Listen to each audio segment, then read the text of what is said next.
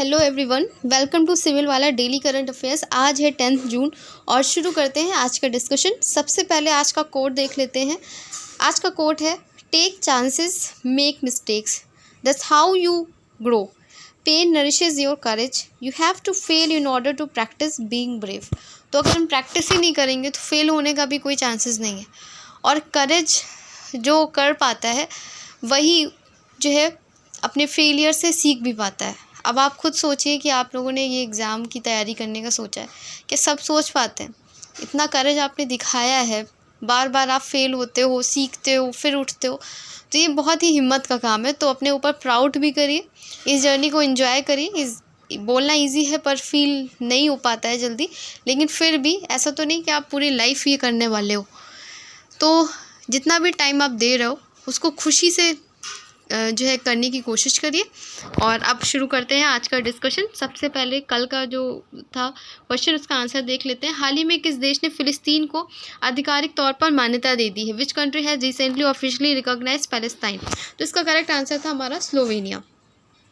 Next question की तरफ बढ़ते हैं। आज का पहला क्वेश्चन है विश्व खाद्य सुरक्षा दिवस 2024 का विषय क्या है? What is the theme of the world food safety day 2024?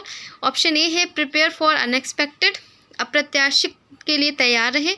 B है खाद्य मानक जीवन बचाते हैं, फूड स्टैंडर्ड सेव लाइव्स। सी है सुरक्षित भोजन बेहतर स्वास्थ्य, सेफर फूड बेटर हेल्थ। और डी है हमारा स्वास्थ्य के लिए आज सुरक्षित, save food today for a healthy tomorrow. तो ये था थीम। इनमें से क्या करेक्ट आंसर है? ऑप्शन ए हमारा करेक्ट आंसर है, अप्रत्याशित के लिए तैयार रहें, प्रिपेयर फॉर द अनएक्सपेक्टेड। 7 जून को मनाया जाता है। कब मनाया जाता है? 7 जून को हमारा मनाया जाता है खाद्य सुरक्षा दिवस जो है। और 2016 में इसकी शुरुआत हुई थी FAO और WHO के द्वारा।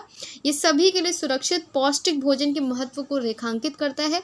3 अगस्त 2020 को आधिकारिक तौर पर मान्यता प्राप्त यह दिन वैश्विक स्वास्थ्य में खाद्य सुरक्षा की महत्वपूर्ण भूमिका पर जोर देता है।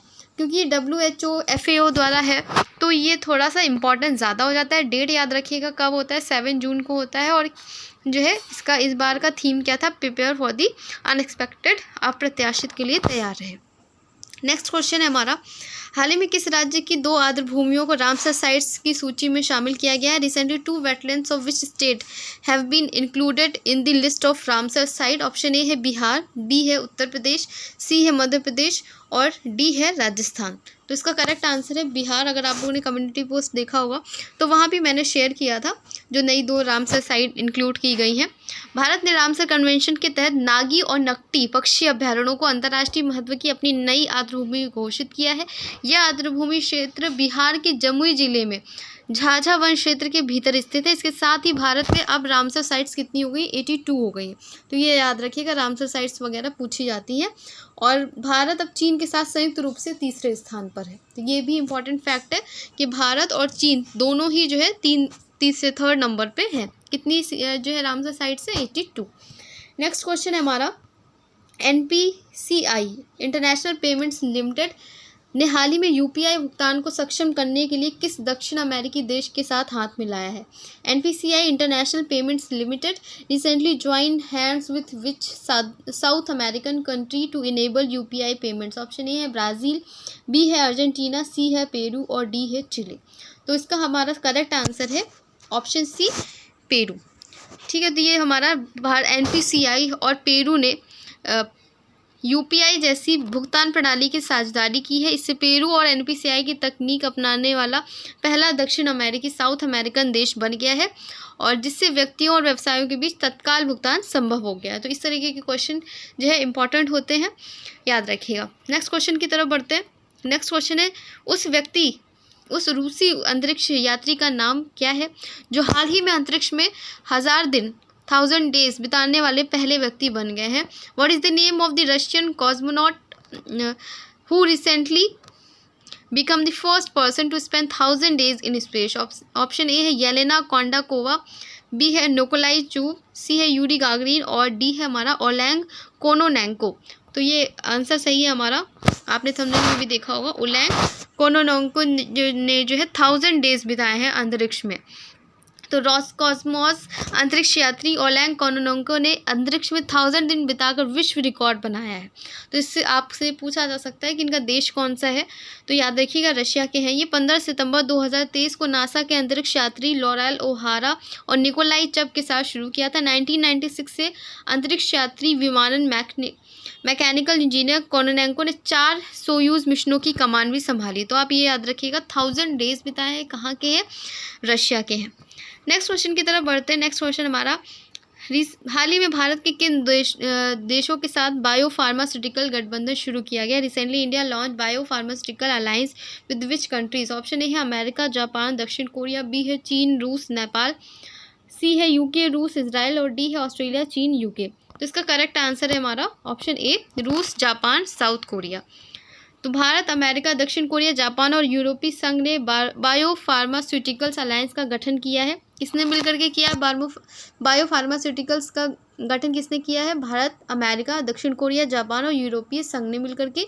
इसकी पहली बैठक सैन डियागो में हुई इंटरनेशनल कन्वेंशन 2024 के दौरान हुई थी। जीवित जीवों से प्राप्त बायो फार्मास्यूटिकल्स को भविष्य की चिकित्सा दवाओं का 50% हिस्सा बनाने की योजना है। और कोविड-19 महामारी के दौरान होने वाली कमी थी उस टाइम पे, तो इसलिए और इस पे ध्यान दिया जा रहा है। तो ये याद रखिएगा कि भारत ने किन देशों के साथ गठबंधन शुरू किया अभी रिसेंट में, उसमें कौन कौन है? यूएस, जापान, साउथ कोरिया और ओवरऑल कौन कौन से देश हैं? भारत है ही, अमेरिका, दक्षिण कोरिया, जापान, यूरोपीय संघ। तो ये याद रखिएगा। नेक्स्ट क्वेश्चन की तरफ बढ़ते हैं। हमारा नेक्स्ट क्वेश्चन है, प्रत्येक वर्ष विश्व खाद्य सुरक्षा दिवस कब मनाया जाता है? When is world food safety day celebrated every year? तो इसका आंसर तो हमने पढ़ा ही है, कब मनाया जाता है? 7 जून को मनाया जाता है। विश्व खाद्य सुरक्षा दिवस हर साल 7 जून को मनाया जाता है। ये WHO और संयुक्त राष्ट्र के खाद्य और कृषि संगठन FAO द्वारा सदस्य राज्यों और अन्य संबंधित संगठनों के सहयोग से संयुक्त रूप से मनाया जाता है। तो ये याद रखिए, अलग से डे पूछ सकते हैं, थीम पूछ सकते हैं, तो ये इसलिए ये दोनों क्वेश्चन रखे हुए थे। नेक्स्ट क्वेश्चन हमारा, मौद्रिक नीति समिति ने लगातार 8वीं बार रेपो रेट को किस दर पर अपरिवर्तित रखा है? At what rate has the monetary policy committee kept the repo rate unchanged for the 8th time in a row? तो ऑप्शन ए है 6.0%, बी है 6.25%, सी है 6.50% और डी है 6.75%। तो इसका करेक्ट आंसर है 6.50%। भारतीय रिजर्व बैंक की मौद्रिक नीति समिति ने लोकसभा चुनाव 2024 के बाद अपनी पहली बैठक में रेपो दर 6.5% पर अपरिवर्तित रखा है। और कमेंट सेक्शन में आप बताएंगे कि रेपो रेट क्या होता है और रिवर्स रेपो रेट क्या होता है। मैंने पहले एक जो है सेशन में बताया हुआ है, तो आप बताइएगा कमेंट सेक्शन में, शॉर्ट में ही बता दीजिएगा। नेक्स्ट क्वेश्चन है हमारा, हाल ही में किस राज्य में प्लास्टिक अपशिष्ट प्रबंधन और रिसाइकलिंग संयंत्र का उद्घाटन कहाँ किया गया? In which state was the plastic waste management and recycling plant inaugurated recently? Option A है वेस्ट बंगाल, बी है असम, सी है बिहार और डी है सिक्किम। और इसका करेक्ट आंसर है हमारा सिक्किम।